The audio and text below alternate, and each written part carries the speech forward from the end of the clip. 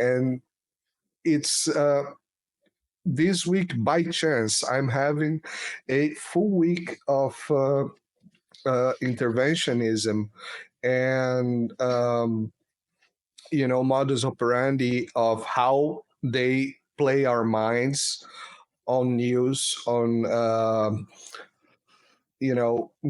journalism, and how they silent people.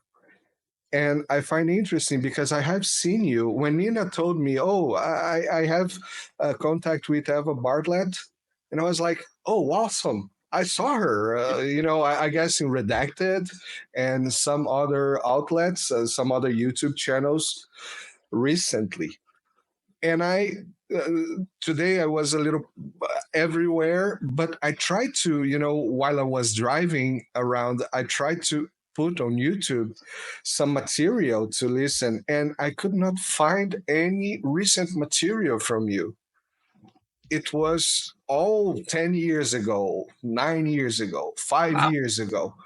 We own or Indian outlet or some other places, and I was like, well, I saw her. I'm starting to pay attention to geopolitics for the last 2 years, and I saw her a lot of times talking about Ukraine, talking about Donbass, talking about Palestine and everything.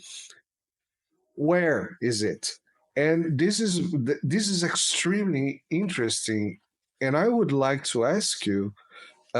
This doesn't have to be a huge answer about that, but I would like to ask you: how do you, not exactly how do you feel, but how do you see they trying to silence you the way they do, and why are they so afraid of what you just have to say?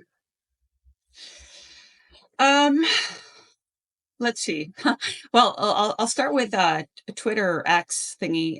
I think we all face it. Like it's supposed to be this bastion of free speech, and it isn't.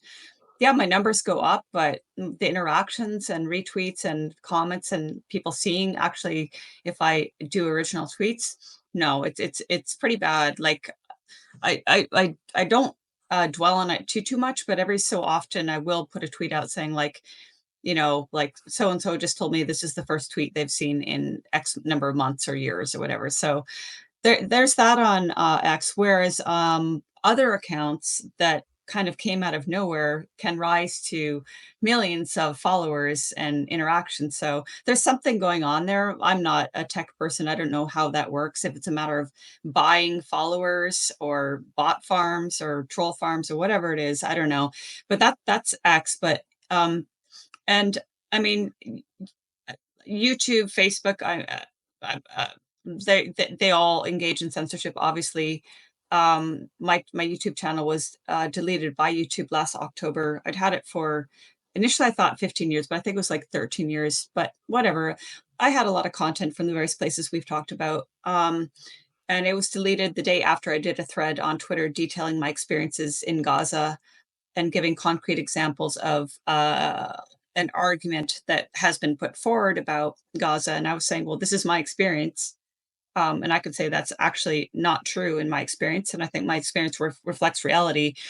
And so I did a detailed thread, and the next day my YouTube was gone. So I don't think it's about me, Eva Bartlett. I think it's just that I had this particular experience in Gaza, which not everybody has. And I was highlighting that at a time when it isn't allowed to talk honestly about matters Palestine, specifically Gaza. So I think that's why my YouTube was deleted. I did have a second one that I had forgotten about. It was from, a decade and a half ago.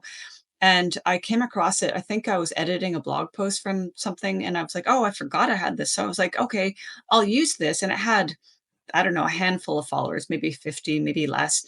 I thought I will use this to redirect people to other platforms. I don't trust YouTube. I'm not going to invest in it, but I will, if I can get it up to 500, because that's what I understood, then you could use the community section of YouTube.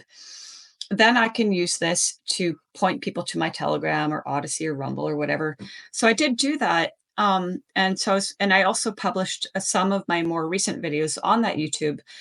And then next thing I know, it's deleted. And it was like, yeah, it was some sort of hate speech, because I had the word KILL in it, referring to the famous Miraflores list. And so, and an interview I'd done and the fact that I was put on it, back in 2019.